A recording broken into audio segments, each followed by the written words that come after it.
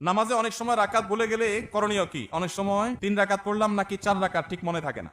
নামাজে রাকাত সংখ্যা নিয়ে যদি আমাদের সমস্যা হয়, এই সমস্যা তো প্রায় হয়, তাই না? আজকাল যে পরিমাণ দুনিয়ার ধান্দা, নামাজের রাকাতের হিসাব মনে থাকে না। তো রাকাত সংখ্যা নিয়ে যদি আমার ঝামেলা হয়, মনে না থাকে, তাহলে আমি কি করব? আমি দেখব যে আমার কোনটার দিকে প্রবল ধারণা জাগে। 3 রাকাত আর 4 রাকাত দুটা নিয়ে সন্দেহ হচ্ছে, আমার বেশিরভাগ মনে হচ্ছে 4 রাকাত, তাহলে আলহামদুলিল্লাহ 4 রাকাতই আমি ধরে নিব। আর যদি বেশিরভাগ মনে হয় 3 রাকাত, তাহলে 3 রাকাতই আমি ধরে নিব। প্রবল ধারণা যেটা হবে সেটা আমি ধরে নিব এবং শেষে সিজদা সাও দিয়ে নিব।